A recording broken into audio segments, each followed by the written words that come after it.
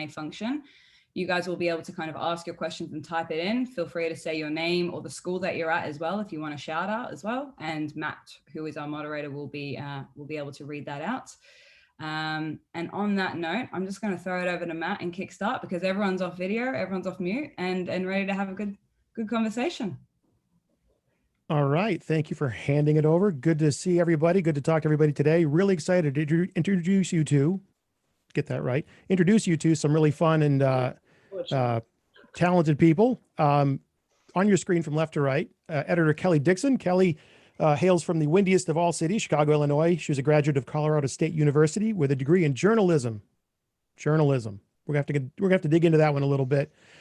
She started off her career assisting on films like Reservoir Dogs and Good Will Hunting. I can't believe I've never asked her about those films before. Maybe we'll fix that as well. And along the way, Kelly spent the last 13 years editing Breaking Bad, Better Call Saul, The Walking Dead, Preacher, among many others. She's won 1 Emmy for Breaking Bad and has received 9 Emmy nominations and 7 ACE nominations for her work. And has recently, or last year, did her first feature film, The Goldfinch. Next up, sound supervisor, sound editor Catherine Madsen, born and raised in Utah. We'll talk about that too. Graduated from college with a degree in music, and she'll tell you she puts music first when it comes to Catherine. She moved to LA and began her career as an assistant in sound, and then moved up to ADR supervisor and then to sound supervisor. Her favorite gigs have been the TV series Breaking Bad, well, of course, and Better Call Saul, and the film Hell or High Water, one of my favorites. In 2013, she was dubbed the Goddess of Sound by Aaron Paul and Bryan Cranston, aka Jesse and Walt. And last, but certainly not least, our dear friend, editor Chris McCaleb, also born in Chicago. What a coincidence. But raised in Tucson. Yes, we'll get into that. Oh, yeah. Chris has been exploring the art and craft of editing since 2000. We'll see what he's found out. Working closely with filmmakers like Michael Mann, John Sayles, and Vince Gilligan, of course. In 2006, Chris co-founded the filmmaking collective Big Fantastic, where he was involved in the writing, directing, producing, and editing of over 400 episodes of original online dramas. He was ahead of the curve there. He has returned to editorial full-time in 2011, has been editing TV series like Better Call Saul, Halt and Catch Fire, Fear the Walking Dead, Patriot Lodge 49, and Narcos. So there you go. Those are our guest speakers today, Kelly, Catherine, and Chris. Welcome. So good to have you. It feels like, forever since we've talked and done this previously. Am I wrong? There you are. I see you now. So I thought a good place to start, even though I butchered your bios pretty badly, I thought, since you are superheroes in my eyes, we should start with the origin stories. And I think a lot of people tuning in today are going to be interested in how you got your start in the business. What was really the big bang of your careers? What got you on your way? So Ms. Dixon, if you wouldn't mind starting us off, just tell us about what you consider your big break in the business when you got your start. You weren't ready for that one, were you? No, I mean, I don't know what the big break is. I mean, I always kind of say like something corny, like all roads lead to here. And so it was all important, I don't know. I mean, look, I was a major in journalism because I pretty much thought, that I like to write. And what I wanted to do was I wanted to write advertising copy. I mean, I thought I like commercial art and I like ads. And so I wanted to do that. And thank God I didn't get that, because I hear that, people really burn out very quickly trying to be that clever, that fast, and that often. But I tried, I came out to California because I had family out here, and, it's a great place to, get an opportunity. And so I tried to get in an advertising mailroom at a lot of the really big firms, and I just couldn't really get in. And I had a cousin who knew the guy who ran the mailroom at MGM.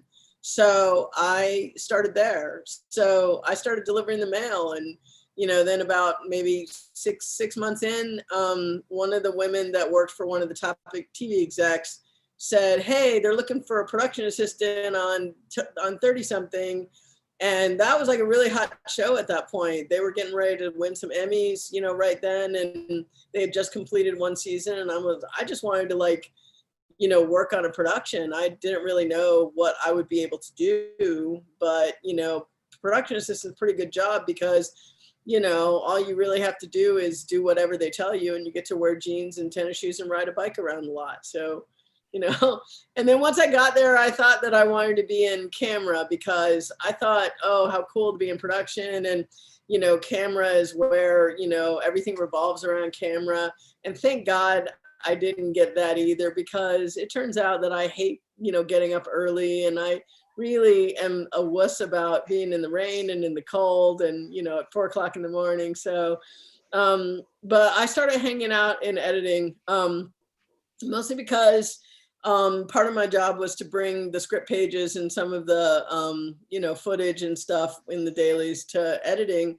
And I had done some editing in college. So I just started hanging around up there, and I realized that, first of all, they stay on the longest, especially in television. You know, they get hired when production gets hired, and they stay for months after production shuts down. And also, what I also like to tell, even now, assistants and, you know, stuff, and people who are looking, you know, to get into anything, or they're thinking about post-production, I'm like, look, you know, editing, I think, is probably the only place where somebody as low as a production assistant or an assistant, you know, assistant editor can spend like days, hours, days, months, you know, with above the line people, talking producers, directors, you know, sometimes actors, you know, and it's not that, you know, if you understand how to read the room, and if you have a good crew around who are very, you know, amenable to, you know, introducing you, and as long as you don't like act like a crazy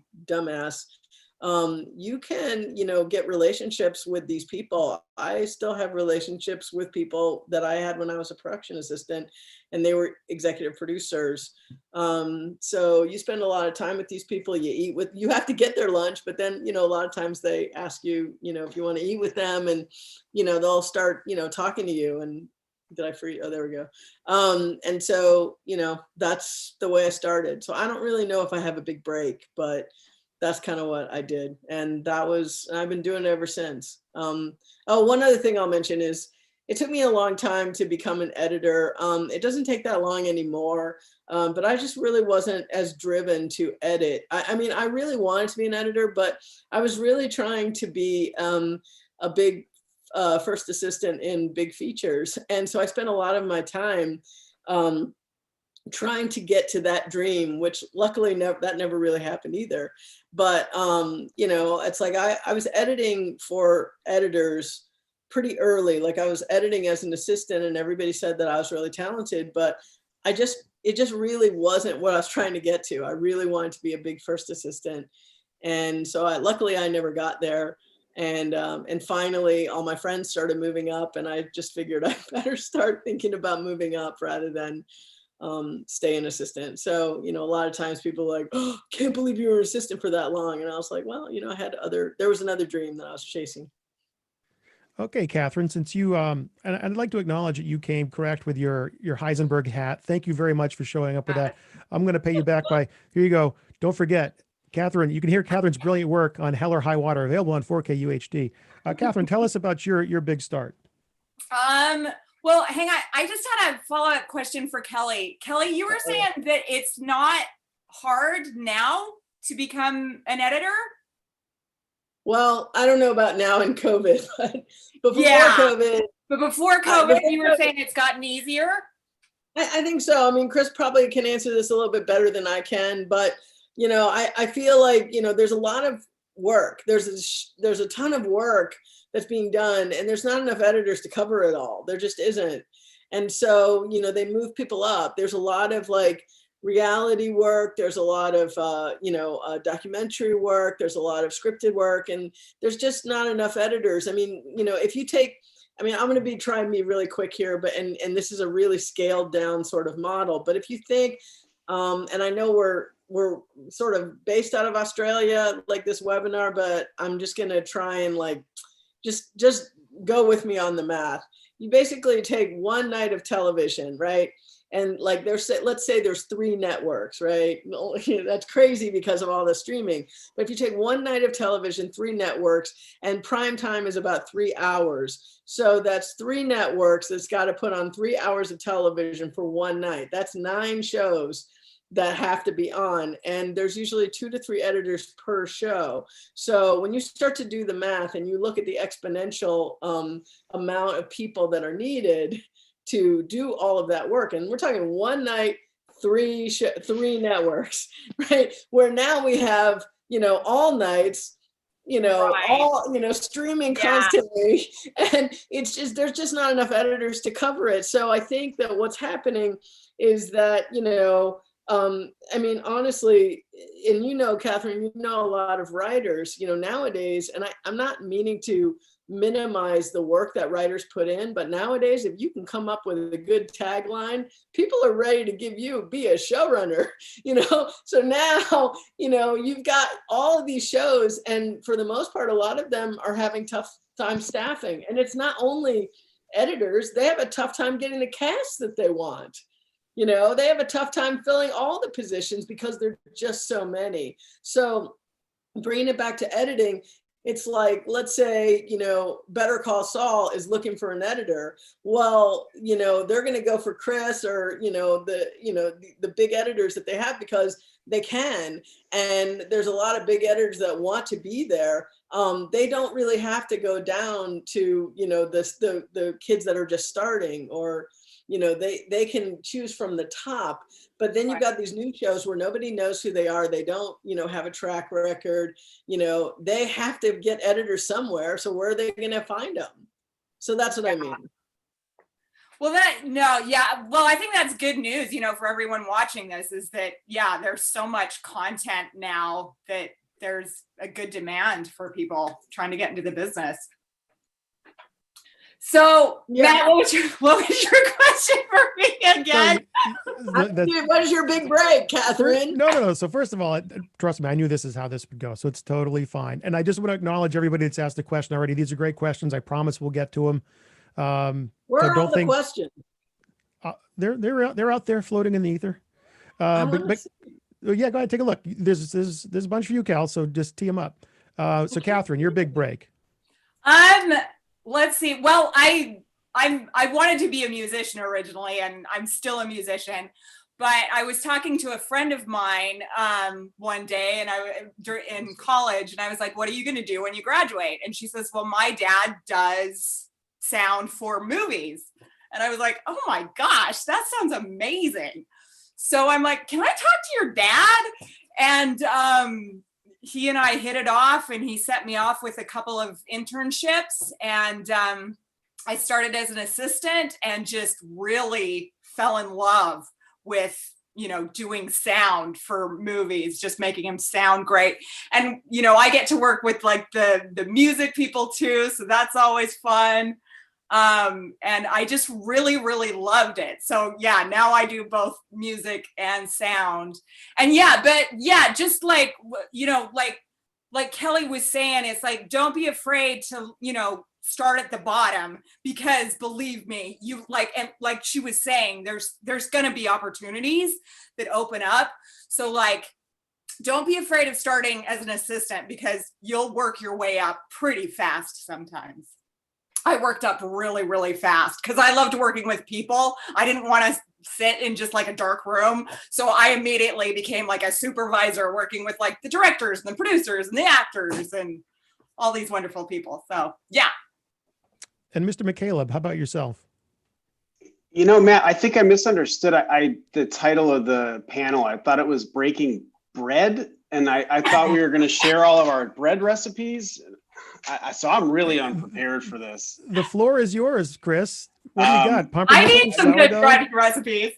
I mean, is the question how I got my start? I went to college. I studied film production, and I was editing all of my own movies, and got out and just started, took PA jobs, and I just happened to get some post production like editing PA jobs, and I really liked it, and I had an aptitude for it, and I got kind of lucky and met my first of my two sort of great mentors, a guy named Brian Carroll, and I worked on several Michael Mann projects, and I worked my way into the union as an assistant editor, And then, like you mentioned, I took a sidestep for about 5 years, started a company where we were producing dramas on the internet. We were way too early to be doing that for a living, and we eventually went out of business. And I went back into editorial, and where I met my second great mentor, Kelly Dixon. And I worked as Kelly's assistant for several years, including on that final season of Breaking Bad. And she, she's the kind of person who opportunities to people. Oh. What? It's true. You cut out right at the good part when you were saying something nice about Kelly. You dropped out. That's why Kelly wants you to pick it up again. Do a pickup, Chris. I did that on purpose, Kelly. And action. No, it was, yeah. I mean, I was just saying that you're a person who likes to foster creativity and provide opportunities for people who are ready. She gave me the opportunity to cut half of an episode of Breaking Bad, and it was the next to the penultimate episode. I guess since 2014, roughly 2015, I've been editing just full time.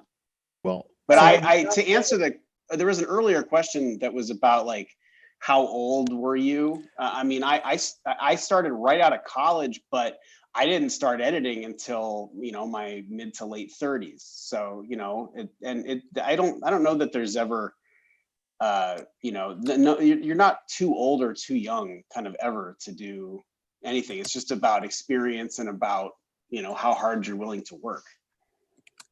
Well, Chris, while I have you, so now we're going to power through these questions because they're stacking up and they're really good ones, and I want to get to them. I'm answering some, by the way. Okay, so Chris, Kai says, Halt and Catch Fire is one of my favorite shows. Are you able to shine some light on what it was like editing the show? I feel like it has quite a unique style since it was set in the 80s, 90s. Did you use any editing techniques that were period correct so that it pieced together better? That's an interesting question. I mean, Kelly also edited on Halt and Catch Fire. Yes, she did. Season. So, great show.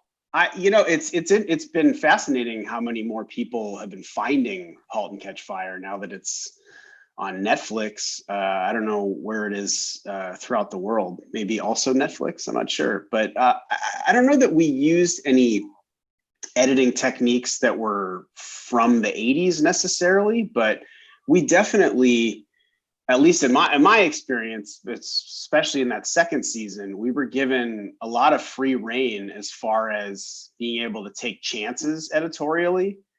And, that's not always the case on TV shows or movies, but so I felt really good about it. And I know as that show just kept getting better and better. So fan of that show. So good. Okay, so here's one that I think is a great question. They're all great questions, but I see this come in a lot. And this is from Jeremy. 2 questions regarding how to best approach an editor's reel.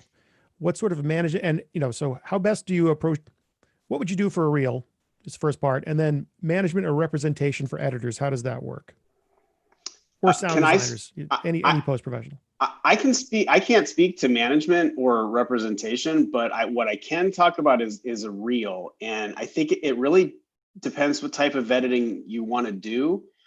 But I have been asked one time ever to look at an editor's reel. And I thought it was kind of a weird ask. I mean, there's not a lot that you can demonstrate from a reel as an editor other than how well you cut a reel together. Well, also, you know what? I don't know this because I agree with you, and I'm sorry to interrupt, Chris, but I think that maybe, like, if you're talking about a scripted reel, that's true. It may be editing like music videos or something like that that might be, more that people might need a reel more. But like a scripted, yeah, Right. It's like just go watch the show, Or, So if you have to have some kind of example of your work, preferably they'd watch the whole thing. But if you have a scene that you're really proud of the way that it's edited, you could present that as a proof of your work, or a short film, or whatever the thing is that you've been working on. If they need examples of your work, especially like Kelly was saying with scripted stuff, which is mostly what we do, you're going to be much better off, and it's going to be a much better demonstration of your work if you can present, you know, a cohesive scene or even an entire story. Okay, so I want to throw out, I'll put one in here can for. I add, You want to add on to that? Wait, can I talk about the representation part? You want to talk about the agent part? Yeah, I Okay. mean, just reiterate. I'll be really quick, but just reiterate what it said again. Just how best to approach representation for editors. Okay, well, here's what I don't know a lot, but here's what I do know about representation for editors, especially, is it's much more popular now, especially in California or in, I guess, the US, than it used to be. It used to be that only the really big editors, I'm talking about gigantic, editors that do the really big, huge tempo features and make thousands and tens of thousands of dollars a week, they were repped. But in the last, I would say 5-6 years, even TV, streaming, and scripted editors are repped. I'm not sure about reality. I really don't know that part of it enough. I think the documentary maybe, but definitely scripted editors, there's a lot of them that are repped. And, it's one of those things where, and I mean, I'll probably give a little bit of, information, because Chris and I have actually been talking about this for a few years. And I'm not trying to give any of Chris's business away, but the thing that I would always tell him is that, look, if you are happy with your circle of influence, basically the calls that you're getting to be an editor, and you like where that's going, then you probably don't need representation. But what I was wanting to do at the time, I got rep starting in, I think, about 2014. And it was funny, I, asked one of the producers at Better Call Saul about, getting an agent. She's like, oh, you don't need an agent. And I was like, yeah, but I'm not getting the calls that a couple of my friends who don't have as many, shows under their belt, that, I'm not getting those calls. I feel like I should get those calls. And so she actually hooked me up with a couple of meetings for agents, and I signed with one. So I think that that's sort of the rule. If you're really happy with where you're at and you're not looking to, expand your circle of influence, then, agents are expensive. They cost, 10% of what you're making. But if you are looking to expand and you are looking to stretch your wings or change your stars a little bit, then it is, it is worth talking to an agent. The other thing I'll mention about agents now is that you have to also remember that, they have a whole slew of clients as well. So you need to be able to look at possibly their client list and see where you're going to fit on their client list. If, there was one agent that I talked to who was very nice and I thought he would be very good, but when I looked at his client list, a bunch of my friends were on it. And I'm like, well, why? I want to get jobs better than what I'm getting now. If I'm just competing with a couple of my friends, I can get the same jobs they can get. So there is no reason for me to sign with this guy. So I ended up signing with a guy where I was basically one of the, he had really, really big clients, and I was one of the lowest ones on the totem pole as far as experience. But I kind of looked at it I want to play up. And it worked out really well for me. So. Oh, one other thing, Matt, as far as representation that is very important. You need to also realize that agents are in it for the incentive and the money. And I'm not saying that, my agent is really cool, and I use him as a team member in my career, but you have to also realize when you're trying to get one, it's do you have an incentive for them to bring you on as a client? If you're getting ready to get a job, and you want help with the negotiation, but you're like, well, hey, I want you to help negotiate this job, but I already had this job, so why should you get the money? You have to realize that then why should they take you on as a client? Right. Okay, so Adrian Damascos has a question for Catherine. Yes. What do you recommend to get started as a sound designer? How important is music theory as you turn over your shoulder and look at your sheet music, and how difficult is breaking through coming from nothing? Well, that would be difficult. Okay. I mean, music can really help you in sound, just, training your ear. But it's not a necessity. You don't have to be a musician to get into sound. But it can definitely help. And I would say, just to get started as a sound designer or whatever you want to do, I think I said this on our last panel, the best way to learn it is to do it. Just, shoot your own and this can be something that you only see yourself. You don't have to show it to anyone, but maybe get someone to shoot something, or you shoot something, and then play around with Pro Tools and getting some sounds and putting them in, because really the best way to learn it is to do it. So I think that's the best advice, is just start practicing, and you just get better and better, and you learn how to do it. So interesting question from Andrew in Australia, Andrew Cook. Editing isn't unionized the way it is in America, I'm assuming in Australia. How important is the union in protecting your rights, managing hours, and setting rates in Hollywood? Do you guys want to take that one? It's interesting. They are important. I mean, they do set sort of baseline rates, the scale rate, the minimum amount of money, and they set things like working conditions and hours, overtime. Yeah, exactly. I also know somebody asked like what the hours generally are, and it varies. But usually, as an editor, you're on a 60-hour week. So usually they have you for 12 hours a day. Sometimes you work 12 hours, sometimes you don't, sometimes you work a little bit more. It all kind of evens out. But yeah, for most professional productions, you really have to be in the union as an assistant editor and as an editor to even get the job, even get a meeting.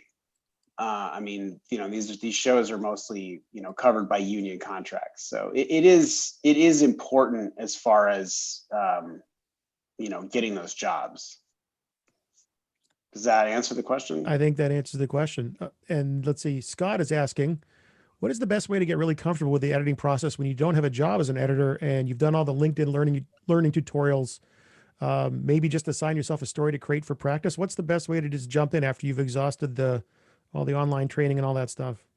Cut trailers of movies that exist right now. I mean, that's one way.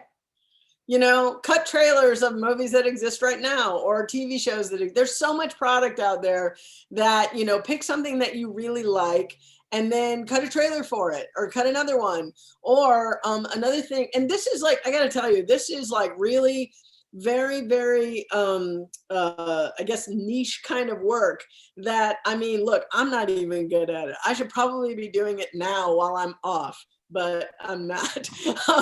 But it's like cutting sort of trailers or recaps or something like that. And especially not just can you cut them and make them good, but are you fast at it? It's like, I'm pretty good at cutting these things, but I'm not very fast at it. My brain just doesn't really think that way.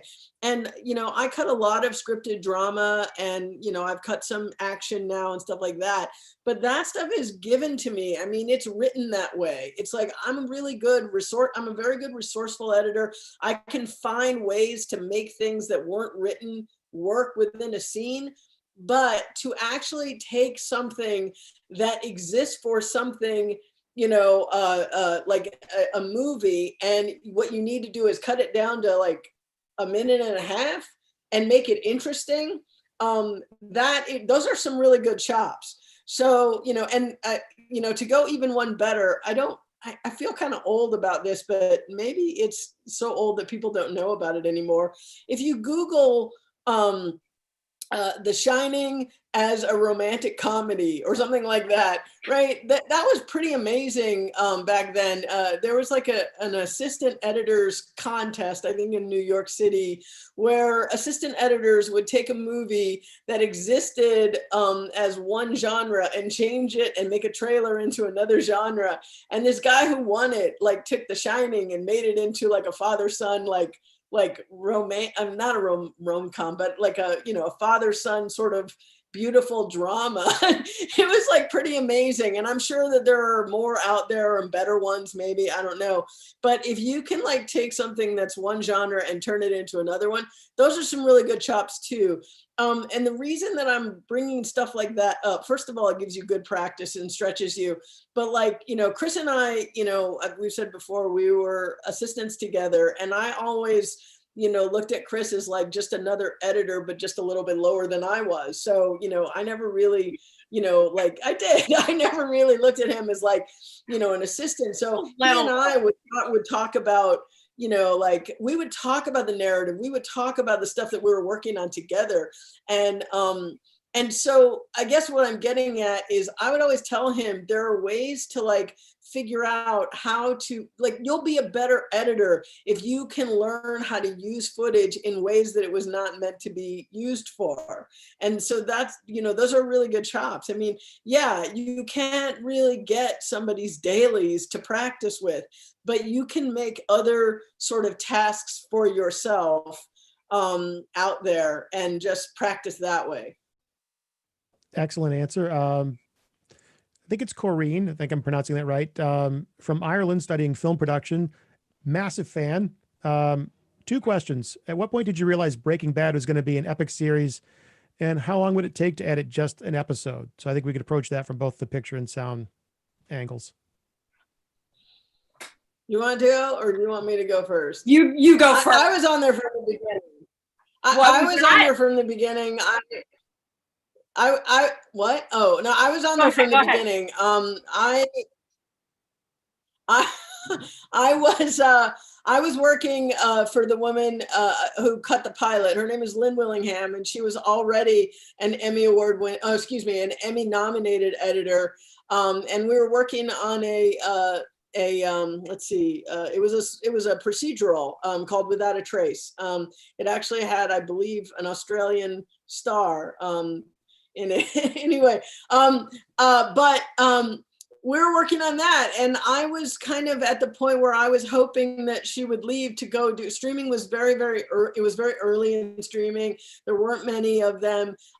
She had been used to working on several seasons of the X-Files and working on very long 24 episode shows. And she was very leery about going to work on something that was, cable and streaming and, only like, a few episodes, or by few, I mean like 8. And so we're working in, and she got this pilot, and she came in one day and closed the door to our office. And we never closed the door. We always worked with the door open. And I was like, why are you closing the door? And she's like, I got a pilot. And I'm like, you're not going to go and do it. And she goes, no, I'm going to do it. And I'm like, yes, what is it? And she's like, oh, it's something by Vince Gilligan. He called her directly from her experience at the X-Files. And I was like, oh my God, this is great. Oh my, and I had no idea what it was. And I mean, I said this before, I'm going to out myself again, but when I read it, I was just kind of like, it's cute. I mean, it's sort of a cute, sort of a madcap comedy kind of thing, right? Because, in the pilot, it was just about this, teacher who decided he was going to cook meth. And then, his student was like, kind of crazy, and how are they going to work together? And it was just, and then they ended up, like, the first part of it is like these drug dealers dead on the floor amidst a bunch, in a RV that's driving crazy, and they're sliding back and forth in the slosh. And, so I thought, what is this, right? And so we went to do it. And so then I think once it got picked up, they decided that I was going to be an editor, the second editor on the show. And this was way before it got picked up. So once it did get picked up and we finally had the next 2 scripts, I remember reading them at like 1 a.m. And the script that I was actually going to do as my first one was And the Bag's in the River. And that's the one where they've, taken a bike lock around Crazy 8's neck and bike locked him to a pole. And then Walt was going to kill him with that bike lock. And I was like, wow, I never thought that this was going to be what this was. I never thought it was going to go that dark. And little did I know you know, that was like the precursor to, you know, it going crazy. And the only other thing I'll say about it is that when you're on a show like that, you don't, you know, that ends up being like this popular sort of iconic thing. It's a very different experience that you have. I don't mean to say this in a general way.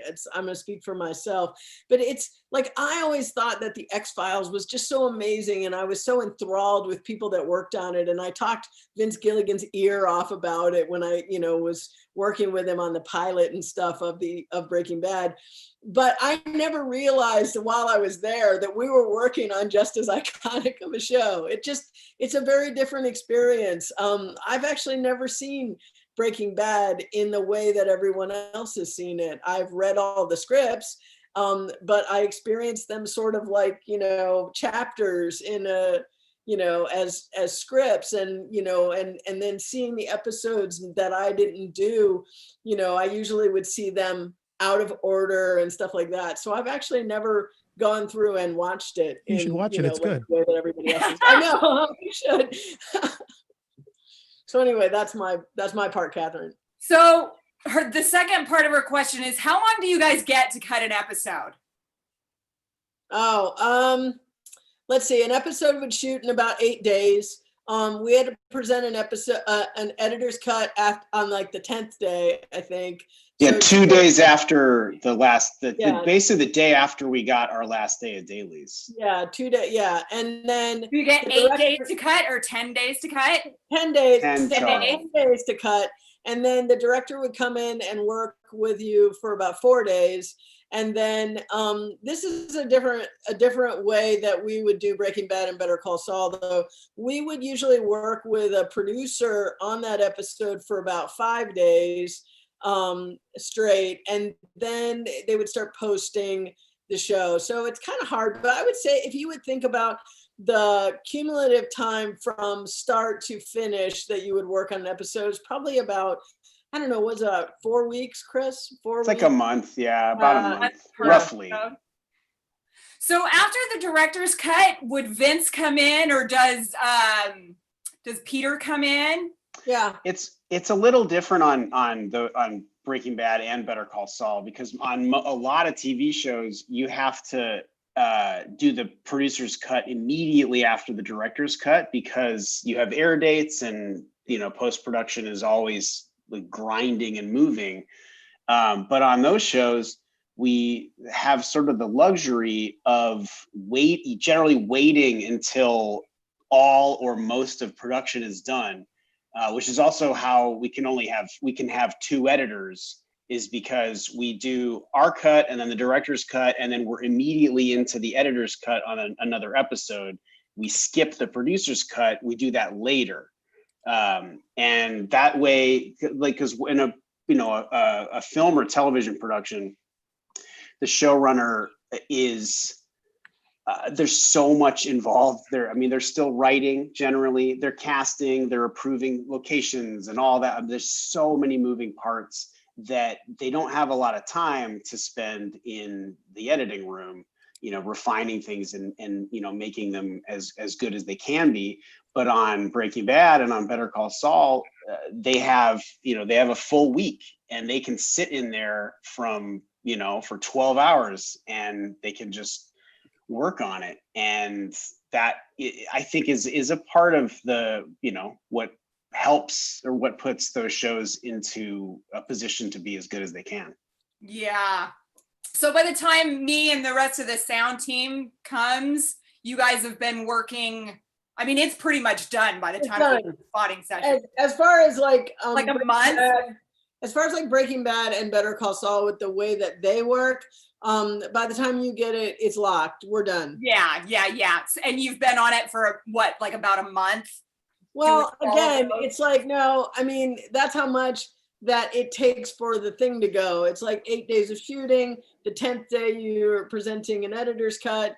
4 days, like that's a week of a director's cut, and then 5 days of a producer's cut. It's not it's a cumulative, you know, amount of time, but it doesn't actually happen like right, you know, day 1, day 10, day, it doesn't Right, happen like that. right. But by the time you get it, Catherine, yes, we're locked. That's Yeah, not yeah. the case on most television that I've been associated with, but that's the way they do it there. Yeah.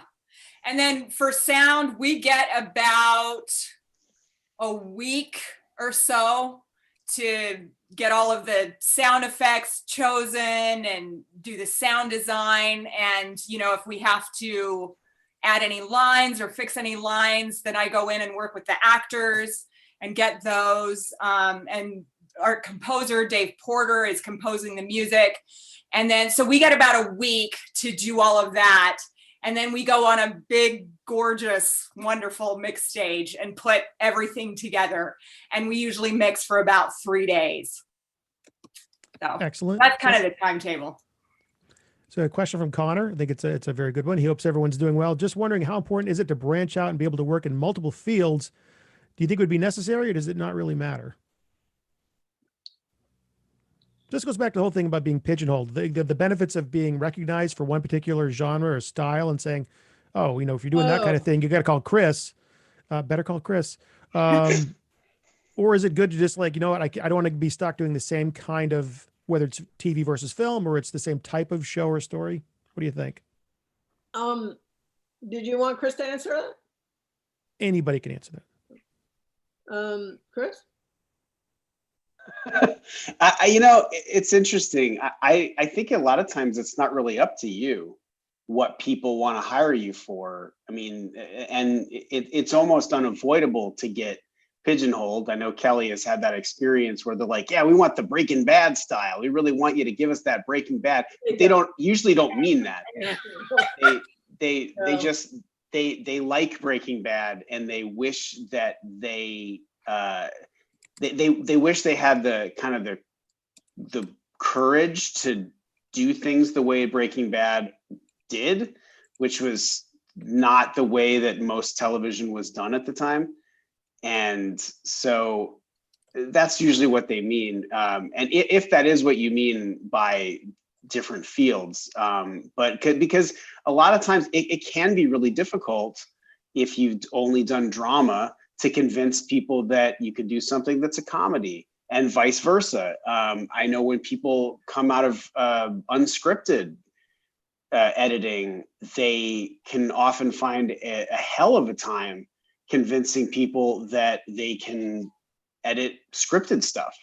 And it's, a lot of times it's sort of not up to you. And so the advice that I have is to really focus on the thing that you want to do, if you can, and to really laser in on that, because, a lot of times it's not that you're going to get stuck doing it, but it's definitely, you can get kind of marked as that type of editor. Okay, so as long as we're talking about specific type of content, Julia asked an interesting question. I must ask, did you find some of the scenes difficult to edit, like the Tortuga tortoise scene or Jane's overdose scene? Those are people watch Better Call Saul, Breaking Bad. I can imagine having to watch such graphic things over and over again must be detrimental to your mental health. Yeah, I must. Well, there you go. How do you deal with it, or is it something you get used to over time being an editor? Well, I did the Jane overdose scene, and wow, I found it quite interesting because it wasn't really about Jane's overdose. To me, it was more about Jesse's feelings, and that was much more sympathetic, I guess. I also remember in that, God, it's been forever. Jeez, I really should watch that show again. I also remember I guess it wasn't the same.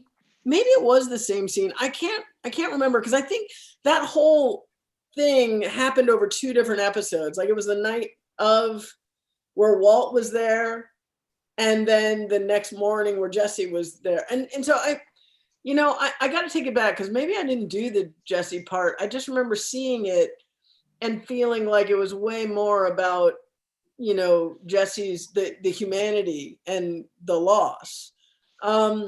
But in editing the part with Walt, because I remember that part where Walt just watched her die. And that part to me was way more about, not about Jane, I gotta say, it was way more about Walt and what his reaction was, and was he gonna save her, was he not? And I remember, God, I should really watch it because I remember, as I remember what I was going through when I was cutting it, I remember there's something about his hand, and I remember sitting on, just looking at the nuance about his hand. Was he gonna do it? God, I should put that on tonight and watch it. But yeah, and you know what, I gotta say, this is gonna be terrible, and this is what I was gonna what I was sort of alluding to when I was talking before about how we have a very different experience than you guys do that watch it, because it's not that we don't have a a human reaction to it, but I didn't really like Jane. I was like, to me, Jane was a problem because I love Jesse, and Jane was a really bad influence on Jesse. So I was kind of like, I mean, it's not that I want to see somebody die, but Jesse got on heroin because of that bitch. Fuck her, I'm sorry, I cursed, but I'm just kind of like, I was always on Team Walt. And so when I remember at that point when that came down, people were like saying, oh, did Walt really kill her? And I was like, nah, how did he kill her? So he didn't do anything, but that doesn't mean he made the choice to put heroin. I mean, it's like, so I don't know. But, I will say this, without revealing anything, I did get a script not too long ago that I basically was like, no, because it was, about torture and cruelty and that kind of thing. And I was like, nah, I'm not interested in this. Nah, not at all. And I think that I would have a tough time doing anything about rape. I think that not, and I mean, I'm not talking about torture porn or horror and stuff, because I'm really not about that at all. I mean, I'll probably pass on unless something amazing came down the pike, and it probably would not have rape in it, as far as horror goes. But, honestly, in the reality of the, of the situation, like I remember when I was watching The Sopranos, one of those early episodes where the psychiatrist was raped on the stairs or something, and that fucked with me really bad. I don't particularly want to do something like that. And I haven't been put in a position yet to object, while I was on something, to object with content. And thank God I haven't, because I've been near enough to that where I was on something, and the next episode coming was a hugely a thing that I was really in opposition to content, and I had to really think about would I leave, would I not. It would be really tough for me. So there's a few questions here. I don't want it to seem like I'm ducking them, but they're about the tools that you use, the software that you use. Well, Chris can answer that. Chris can answer that. But basically it's what are you using, but also what did you start on, and are you still using what you started on? So that's an interesting angle to it. No, it doesn't exist. Oh, wow. Well, I mean, I think on this Avid webinar, I think that we all know there is only one piece of software, and that's Avid. No, I mean, I'll tell you, I started in college, over 20 years ago on, it was Adobe Premiere 1.0. It, no exaggeration, crashed every other cut, every other thing that I did. It would just, the whole thing would crash.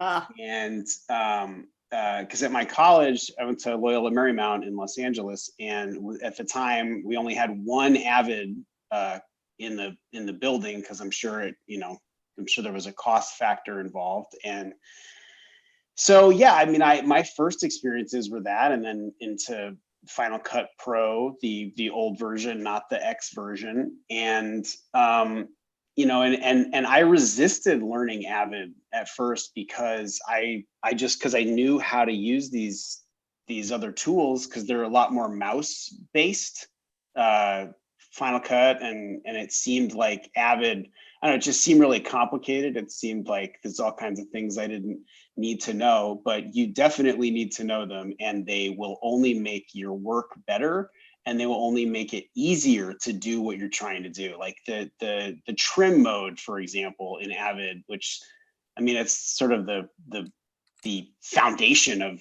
of Media Composer. It allows you to be so much more intuitive the way that you edit. You can really just feel it and get into a rhythm with the edit. And you know, I've had to do some things here and there since on Premiere, and you know, there's some things to like about Premiere, but the way that I work, I can work about 10 times faster in Avid, and I just prefer it.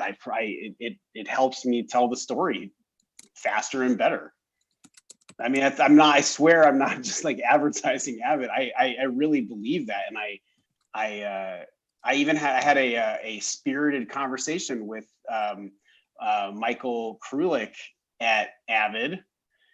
Because there were some things about the newer version that I know I'm not alone, was a little confused by, and because they took away some of the buttons that I used. And then once I figured out that you could kind of put them back to basically where they were, I was able to start using it because I'm stubborn. And you know, you get into a way of working, and you know, it's important to be able to learn new things, but you know, you want your tools. And then for sound, make sure you know Pro Tools. Just that's the industry standard. No Pro Tools. All right. Try to do another twofer. Somebody asked a question a little while back that I thought was a really good question about. I think the term director's cuts and producer's cuts have been brought up a few times. Not everyone is familiar with what those really entail in professional editing. And also, I'm going to roll that up into a question from Amon McDonough. It says, I'm in Australia studying film and TV at Bond University. Question in regards to working through the director and producer cuts. As an editor, is there ever a time when you disagree with a point? Oh boy, this is going to be a good one. As an editor, is there ever a time when you disagree with a point given by a director producer? And how would you approach that conversation and present your side, especially if you're just starting out? So let's sort of set the table for what producer cuts, director's cuts are in professional film and television. And then how do you approach those difficult conversations with directors when you just creatively just don't see eye to eye? Sure. I mean, do you want to go, Kelly, or you want me to jump in? Can you repeat? I was answering a question. Can you repeat the part about seeing eye to eye? That's the part that I'm more interested in. Okay. I figured you would be. So we'll just sum it up. You know, what's a director's cut? What's a producer's cut? And what do you do when you disagree with producer or director about a creative decision? Okay. Well, first of all, an editor's cut is the cut that you get to present from the dailies. You know, you're cutting the dailies, and the first cut is basically what your interpretation as an editor. Director's cut is when the director comes in and makes changes on all your work. The producer's cut is when the producer comes in and they change all the director's work. And there's a timetable associated with that, right? There's like the unions, the guilds, you get a certain amount of time for these. Yeah, I mean, in television, I believe an editor's cut usually is about 4 days after after shooting, but on Breaking Bad and Better Call Saul, it was always less.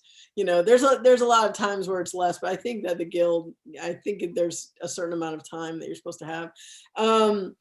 Director's cut is definitely 4 days of the director gets 4 days to work with the editor. That's a Director's Guild thing. A producer's cut, I don't really know if there's any sort of guidelines or rules about that, you know, but in television, the producer is the boss. So, you know, they make the rules. So, you know, there's shows that I've worked on where the producer only works for, you know, a couple hours over 2 days, which is unfortunate, I think.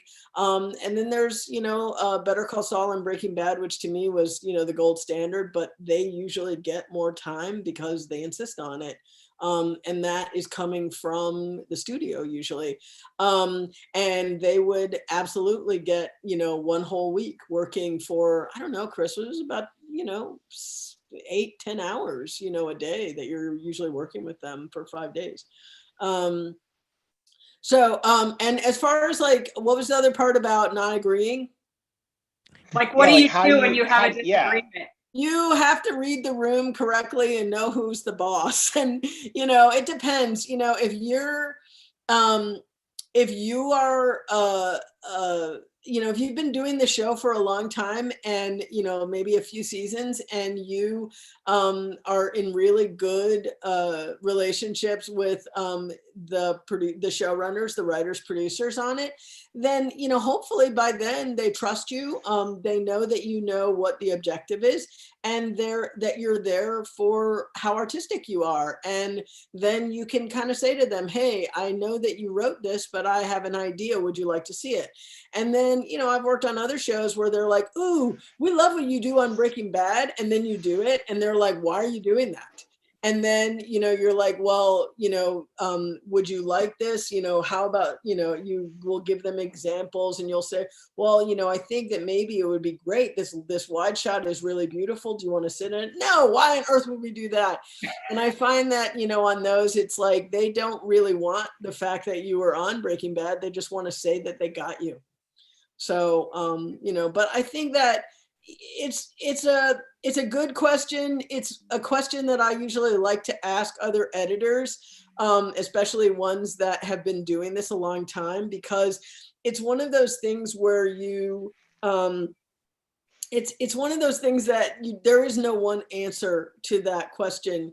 It's part of what your experience gets you as you know, go longer and longer in your career, and whether you end up being one of those people in the business that people tend to want to work with. And it's because you've learned how to play the politics and you've learned how to read the room, and you've learned when your opinion is valued and when your opinion is, they could care less. And hopefully, I know this is like an answer to one of the previous questions, but hopefully that's the kind of thing that when you're starting to take more of a, you're starting to take, how can I phrase it? You're starting to take more of a hand in the direction of your career, not just taking whatever job is offered to you or, you know, wants to meet with you, but kind of saying, I'm not interested in, I've heard that these people do this, I'm not interested in working on that. Or, you know, like a lot of jobs, you know, when you watch them on TV, you're like, oh my God, that would be amazing to work on. And then, you know, you talk to your friends in the industry and they're like, oh my God, stay away from them. Don't pick up the phone. Okay. Here's one I think. You know, it's true. You want to name any shows? No. William asks, hey guys, I'm an audio student in Melbourne. I've got about 5 years of industry experience in audio, ranging from live to studio post and install work. As a foreign student, and I think he's using foreign in the context of foreign to Hollywood, are there any tips for me to enter the local market? Again, I think he's referencing Hollywood. Besides cold calling and showing up randomly at studios, I can't seem to even get my foot through the door and prove myself. Well, you can't show up at studios now. So. No. Well, there's a follow-up question in that regard, but I'll let you handle that one. Well, I talked a bunch. Let Chris say something or Catherine say something. Do you have anything, Chris? What isn't the question about? Well, so I think this is a tricky one, because it's sort of the tried and true, like, you know, just breaking in, the whole topic of what we're here to talk about. But then there's the dynamic of, and again, I believe this is what he's asking, being from outside the U.S. and trying to crack the Hollywood bubble. Any advice there? Is anything? I don't know. What can you do? I saw there were a couple questions sort of in that vein too, and I'm not sure I have any tangible suggestions about that. I mean, I know that, and we're seeing it more and more in this COVID nightmare, but in a lot of ways, it sort of no longer is as important where you are. but there still are these cities where they're the hubs of production and post-production, Los Angeles and New York and in the United States. And those aren't the only ones. I mean, there's lots, as I'm sure you all know, there's tons and tons of production and post-production that's going on all around the world, all over, I mean, the amount of work that's going on in India dwarfs the amount that's happening in the United States. So, there's always stuff. As far as like breaking in, unfortunately, a lot of the time, it's a matter of taking the steps and starting like those, and I know it sucks because especially when you've got a bunch of experience, it can be really hard to take a step backwards. But because it can feel humbling, it can feel like you're taking a step backwards. Within reason, the advice that I usually give to people is that don't. There's no shame in taking steps to the side, taking a momentary step backwards if you're pursuing something that you really want. Case in point, I had been editing on a show, and I was no longer Kelly's assistant, and she needed to replace somebody very quickly on Better Call Saul, and asked me for recommendations. And then she said, I mean, unless you would come back and work with me. And I was conflicted. I felt that like, I'm editing now, and how do I want to do that? But the opportunity outweighed my concern, because, the idea was we could co-edit more episodes. And so we did that. And I'm, enormously glad that I did that. And I always tell people, like, and I know Kelly had that too. Kelly had that after the Breaking Bad pilot. Or maybe was it even after the Breaking Bad first season? Yeah. So like, sometimes you got to take a what feels like a step backwards. A lot of times people who are editing reality or unscripted material, you'd be surprised that a lot of them make a lot more money than someone like I make. And they have to take a step backwards, and they have to take a pay cut to even start trying to break into some of these scripted things. So, I hear you about how difficult it is to cold call, but any kind of network that you have, reach out to those people, see if they know somebody, see if they can put you in touch with them, because a contact is always going to be better if it's through somebody that they know. So on a similar note, somebody asked a question about volunteering. I think this was asked in regards to production, but there's that question about, when you're starting out, volunteering for work. Is there, some people say, yeah, you kind of have to, and others say, no, you've got to establish right out of the gate that your work has value. And even if it's next to nothing that you're getting paid, you should get paid something. Where do you guys fall on that one? People will always be happy to exploit free labor. Yeah. So, I mean, it's really tricky, and that's something that each person kind of has to answer for themselves as far as how much of that they're willing to do. I definitely did that. I mean, I've especially when you're trying to make contacts and you're trying to, build out a network and learn too. Learn how to do the work. It doesn't hurt to volunteer to get those experiences, because a lot of times the jobs are going to be filled by people who have experience. So the question is, well, how do you get experience if you can't get the experience without experience? So sometimes you might have to volunteer or intern, or ask a professional, can I shadow you? Can I want to see how you work. I want to learn from you. And, I would say more often than not, I mean, it's a little harder right now because we're not allowed to be in buildings together, at least here in the United States, or not as much as we used to be. but that's going to change. This is temporary. And, I know I'm depending on what show I'm working on, I'm always receptive to, talking to people, letting them see how I work. If there's anything I can do to help, educate or even facilitate meetings with other people, a lot of people are not, a lot of people want to help because it took a lot of help for any of us to get where we got to. So I think, people want to give back. Okay, so here's a fun one. And of course, now that I've said it's fun one, I can't find it. It's a two-parter. It goes, one for Catherine, one for Kelly and Chris. Catherine, what is the most unexpected use of Foley in Breaking Bad or Better Call Saul? I don't know what unexpected means, but you interpret that however you like. Oh gosh.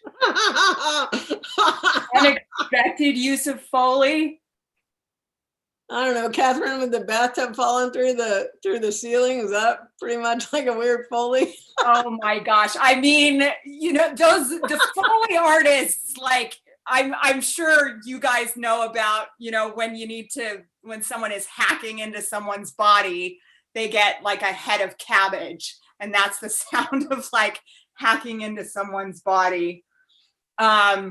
Yeah, those guys come up with like amazing creative sounds to let me think. You guys answer yours and I'll think of something like crazy. Okay, so you ruminate on that one. Yeah. The other part of the question was about the amount of footage for Better Call Saul and Breaking Bad, just the amount of dailies, how much you have to work through. For God's sakes. Oh my God. I'm just going to like embarrass Tom Schnauz right now. Okay. So in the second season, right? It's the second season, Chris. The second season of Better Call Saul. It's the one where he's like at the hotel floating on the pool. Mm-hmm. That's the second one, right? It's the premiere, okay. Yeah. Okay. In the second season of Better Call Saul, where Saul is like living at a hotel or something, and he and Kim have a conversation in a hotel bar, and then they're having a conversation in a bar, and then they sort of move to the other side of the bar and have more of a conversation in a booth. There was 12 hours of footage for that scene and a half. 12 hours. And I remember Tom Schnauz, he's an incredible writer, executive producer, and he also directed that episode. And I love him to pieces, but man, he's what we like to call a talented motherfucker. He's part of the Talented Motherfuckers Club, and we joke around like that all the time. But I called him up and I was like, dude, 9 hours for this. I don't know what the scene was. I just remember, was the scene maybe like what, 8 minutes or something like, I mean, it was quite a long, I remember it being quite a long scene. But what I will say is on Breaking Bad and Better Call Saul, the average time of a cut scene was quite long relative to what most TV shows were. It was quite long. And I'm talking about an edited scene. And the average time was about 5 or 6 minutes. And usually in regular television at that time, the average length of a cut scene was about 1.5 minutes, or 3 minutes was a long scene, right?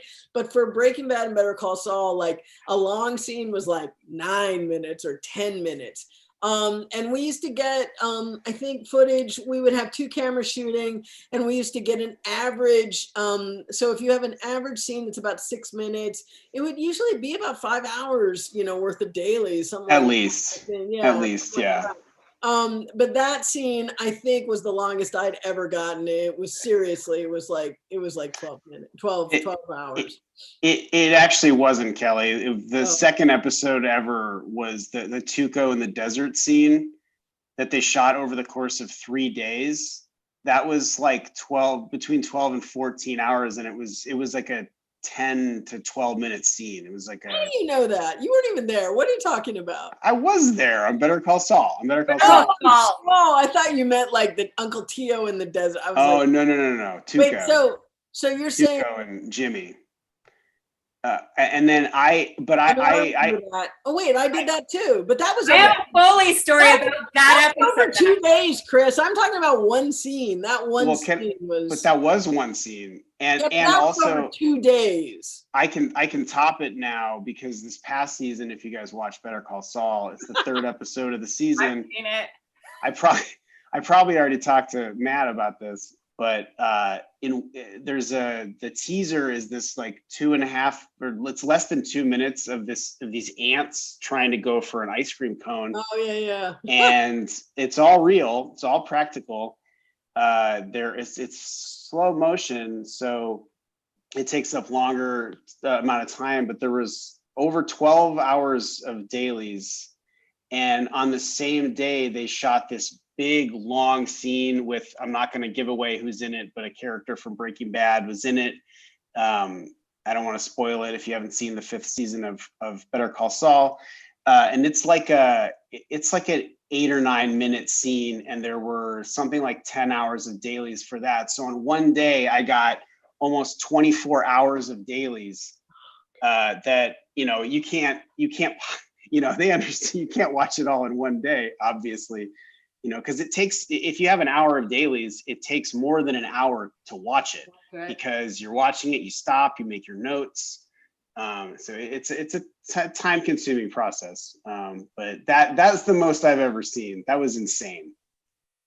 Actually, speaking of that scene, that desert scene with Tuco, when Jimmy McGill is able to like talk him down from like killing them and like whatever the term is, to just breaking one of each of their legs. Oh yeah, that's right. I remember that. The very next scene, oh gosh, yeah, actually I think we did put some bone breaking. Yeah, we did put some bone breaking sounds in that.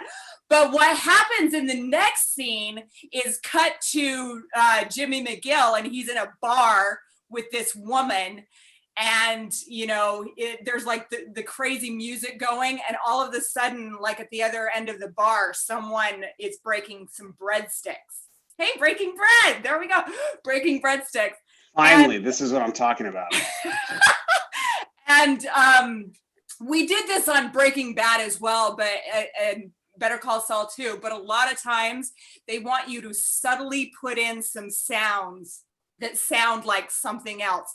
So we actually put a little bit of the bone breaking sound in the breadstick breaking, because it's giving Jimmy like PTSD about the fact that those kids got their legs broken because of him. So that's one fun thing. Sometimes we put sounds in to kind of like mess with characters in the show and the audience.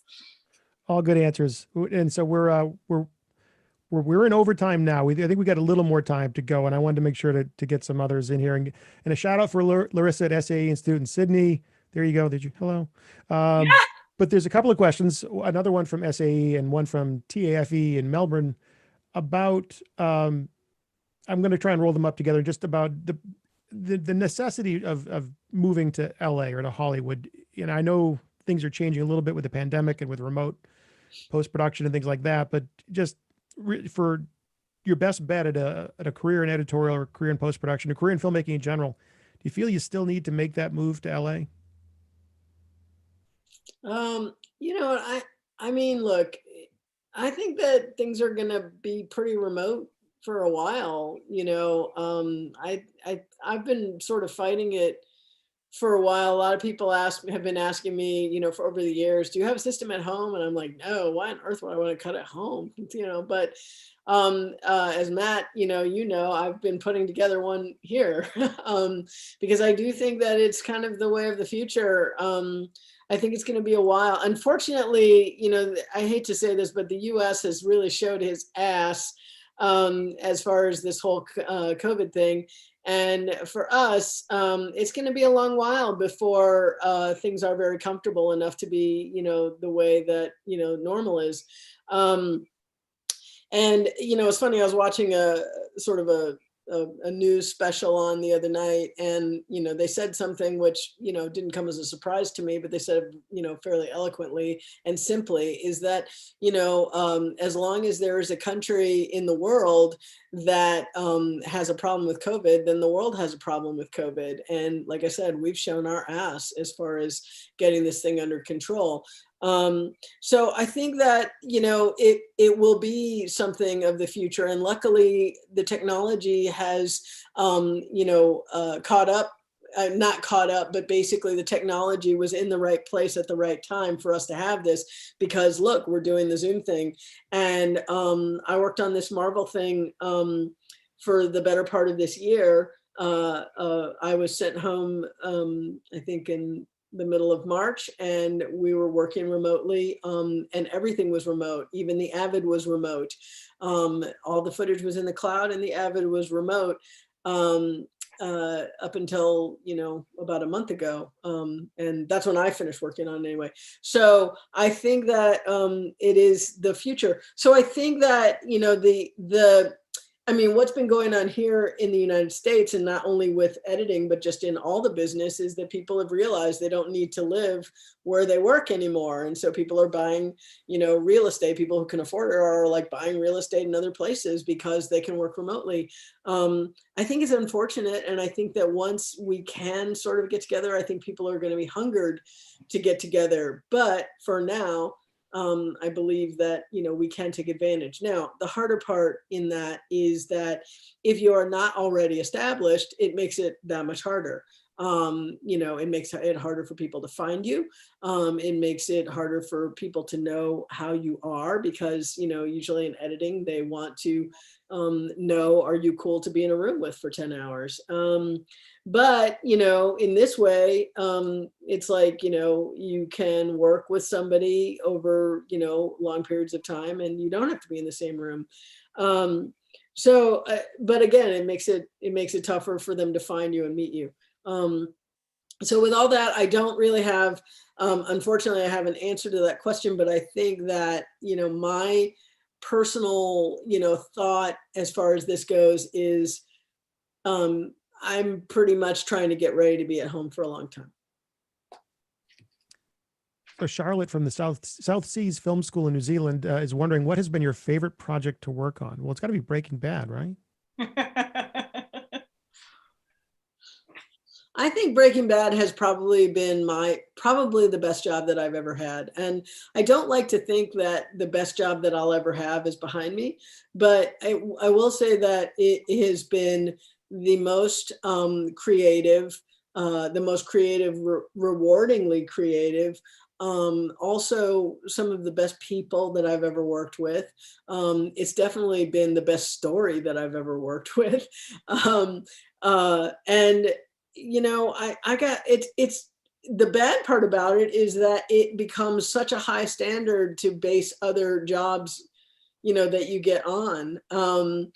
And again, like I said, I don't want to believe that the best job is behind me, but that was a fucking kick-ass job. And it was one of those where even now people are very, very baffled that I walked away from it. But I did, because, it was like, well, I've been doing this for, I was with them for 10 years or almost 10 years, 9 years, I guess. No, 10, 2007 to 2017. And it was more about, Chris and I had a lot of conversations about this, actually he wanted me to leave so he could take my job. No, but Chris and I talked a lot about this. And, Chris and I are like, we've become very close. We're like cousins, Chris is like my little cousin, and we talk a lot. And I just, was like, well, it's one of those things where even if it's the most wonderful job, are you growing, and what are your dreams? And I tell this to Chris all the time too. It's like, don't get so complacent there that you forget what your dreams are, because, it's like, that place is a real dream maker, but you may have dreams that are beyond that. And you either have to stay there and hope that you can tell other people what your dreams are, and hopefully they will accommodate. And what happened with me was, I had dreams that were beyond what could be had there. And so that's why I had to walk away. Yeah, But ask the other guys what their favorite job was. Yeah, Breaking Bad and Better Call Saul have been the most amazing experience of my career. Working with Vince Gilligan, who is a genius, and Peter Gould, who is absolutely amazing. And then the editors, like seriously, just everyone on the show is so, so good at their job. And we all just love each other. So like these guys are so like sound conscious, and it's so wonderful to work. It's just such a, what's the word? Just when you all work together. I can't think of the word. Collaborative. Yeah, very collaborative. And you know, the cast on both shows, you know, from, you know, Bryan Cranston and Aaron Paul and Bob Odenkirk and Ray Seahorn. I mean, they are the most wonderful, giving, dedicated actors. And yeah, it has been the most amazing experience of my career. Likewise. I mean, there's not much to add. I mean, it's the best group. It's a fantastic experience. So I just want to let you know, I think there's an open invite to go to the creative broadcast and film production team at the Limerick Institute of Technology in Ireland. That sounds like fun. You want to do this thing again next time there? Sure. Yes, Okay. Yes. I've been to Ireland. I just worked with an Irish director. I freaking love Ireland. I've got my Irish ring right here that I got. It's a flattering. I have like a Celtic symbol. Yes. Right there. You think Australians put extra syllables into words? I want to go there too. Australia, I definitely want to come down there too and learn how to say no. No. See, I'm going to chime in here because I am Australian, and Kelly's been going on about me saying no because apparently. Yeah, it's amazing. It's amazing. But I'm also Irish, so there you go. Yeah. I mean, Perfect. I gotta love the heritage. So, and Limerick. I've been to Sydney. I went for the New Year's Eve fireworks at the Opera House and the bridge. It was incredible. So Shauna, you're in charge of And you booking the guys are the trip to nicest Ireland. people ever. All right, I'll book a trip to Ireland. Us five, we're going. Nice. Let's try and get in a couple more. I'm sorry. I'm not flying anywhere. Not right now. Not now. I'm going on a plane. And they don't want Americans. Exactly. Okay, let's see what else we got here. So many good ones. Try and get something that's not too open-ended. Anything you can say about Better Call Saul season 6? That's an easy one. No. It'll have Bob Odenkirk in it. That's it. It's gonna be really, really good. Lots It's all of new visual. characters. Right. We're gonna do a And that's reboot. the end. Yeah. Just wondering, are there lots of VFX involved in an episode, and at what point do they get integrated into the edit? Ooh. There's Usually, no VFX in Better Call there's- Saul. It's very basic, I mean, right? I'm not there. Oh, there's a anymore. lot. I'm not there anymore, but I can tell you that Diane. a lot of the visual effects are visual effects that you wouldn't normally notice. You know, I mean, it is not a VFX heavy show like, say, a Marvel, a stunt battle. But there are things like, can you make somebody's head not move over? Can you keep somebody's hand down? Things like that. Those are visual effects that you wouldn't normally notice. So I would say, Chris, you're editing there. There's a lot, but there are a lot like that. Yeah, Good. it is. It's a lot. It's a lot of stuff that you would never think about. It's just sort of invisible things. But usually, we temp them in and in the Avid, and then they get added. Sometimes they get added when we're already done, when we're already off the show, which is unfortunate.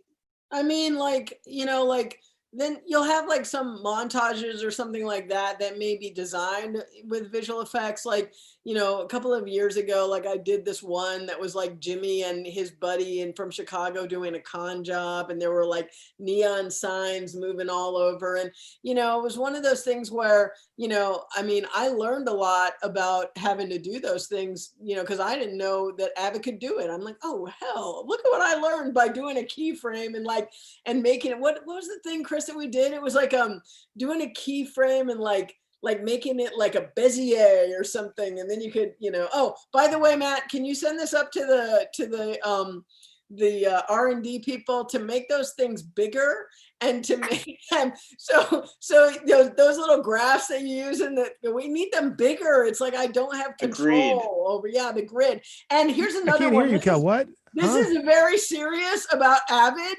This is one I actually wrote down in my thing because I never can think of what improvements to do. This one I actually wrote down. Okay, on the mixer, right? when you switch from like clip to auto to live, can you make the background in those change color so you know which grid, which like version you're actually in? There have been so many places where I want to like raise a clip and I end up raising the auto and I'm like, so if you make the background of that field a different color, then you know that you're in a different.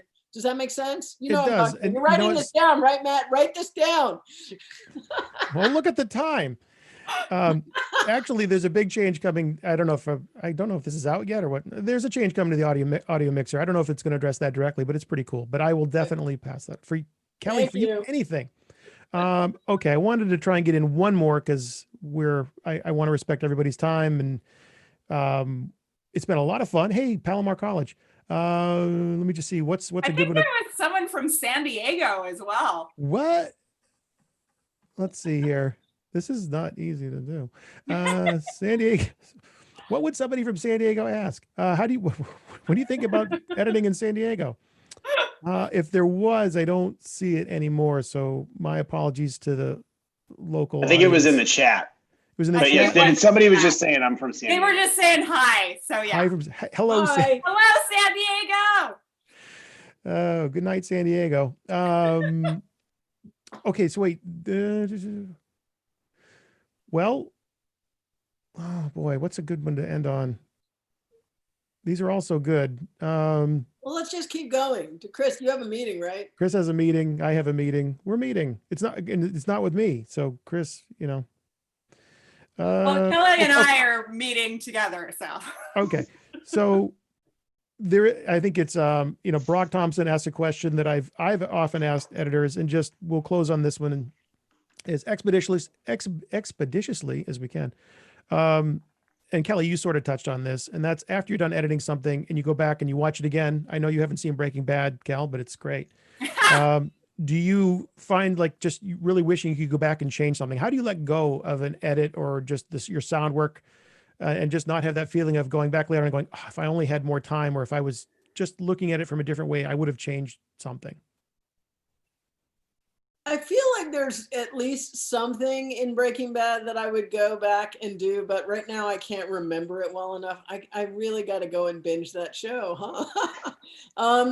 But look, I think this is one of the things that I learned as I was, getting more and more experience. Breaking Bad was my first editing job, and it was very, very, very personal to me. Every cut was personal, and I worked very hard, and I had reasons for making the, things that I did. So when things would get changed, it was much more personal to me, and I would really feel it and be very dejected and, stuff, whatever. But, part of that is just growing up, part of it is just learning, first of all, that, it's not your show, it's the showrunner's show. And you are there to facilitate someone else's vision. And the wonderful thing about Breaking Bad that I was very lucky on was that that they did care, what they valued, what I thought, and they valued my input. And there are things that I fought for and got, and there are other things that I fought for and didn't get and got, I won't say chastised for, but I will say that, I was never talked to sternly or warned or anything, but I started to realize that it's not only about what you want. I answered a question in the Q&A a little, when we first started about, like, somebody asked me something like, should you be a director and an editor, and should you only work, I'm really paraphrasing this very badly, but should you, work only, on those things? And, and I'm like, well, the more things that you do, the more control that you have. But you have to remember that filmmaking is a very collaborative art.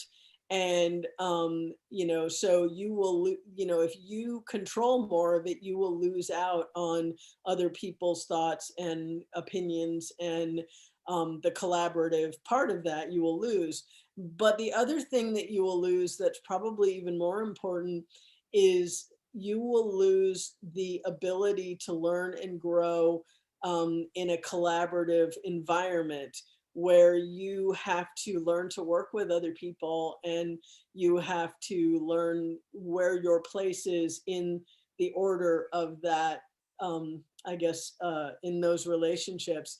And when it really comes down to it, you are, how do I want to say it? A lot of editing especially is, how cool are you to be in a room for 10 hours? A lot of times it's definitely, there's so many people that are really good at pushing the buttons and they know the Avid in and out, but they're like dicks, and people don't want to work with them. And, it's funny because people outside of the business, are like, hey, that actor's really, really good. That movie that he did was really, really good. Why don't I see him? And I sort of kind of chime in slowly. I'm like, if somebody is really good at something and you don't see them very often, the reason is usually because they're not easy to work with. There's no reason why, they don't put, that you wouldn't see talented people. And so as an editor, especially, when we take meetings, it's not about the work, it's usually about, how cool are you? Well, do I want to spend my lunch hour with you? Do you have anything interesting to say? How much fun are you? So I'm sorry to be long-winded, Matt, but that's that's a great, I think you're all pretty cool and you have a lot of fun things to say. And I think that's a great way to close things out. So I just want to thank everybody online that joined us. I appreciate your time and coming here today. There were so many great questions that we just could get to. We went almost 90 minutes, and that's, it's, Wow. we'll be doing these again, and maybe we'll bring back this crew again if they're up for it. If I can talk them into it, we'll do where are we going? We'll do a Better Call Saul version. Ireland. So there you go. So that's it for me. I'm done. Good night, everybody. No, thank you, Matt. Thank you, Matt. And I know Caleb, you got to, Chris, you've got to jump. I keep calling you Caleb because I think everyone's going with Caleb. But thank you, Chris, for joining, and Kelly. And Sure.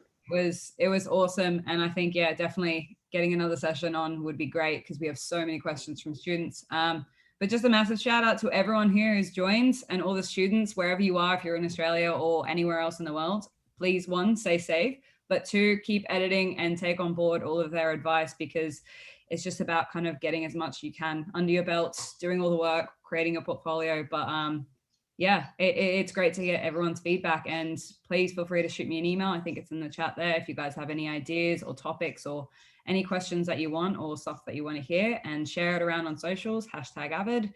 And we'll see it. But thank you to all our guest speakers and Matt for hosting. It was an awesome session. So thanks for asking. I appreciate it. Chris, thanks for having us. Miss y'all. Stay safe out there. Have a nice, safe holiday. Good to see you. Thanks, Shauna. Say no again. Say it one more time. no. That's awesome. So cool. It really is. It just sounds cool. It is fucking amazing. I cannot figure out how you guys do that. I want to learn. It is. It's like 3 vowels. Yeah. And you can't tell which vowels they are and in which one. I have no idea how to spell that word.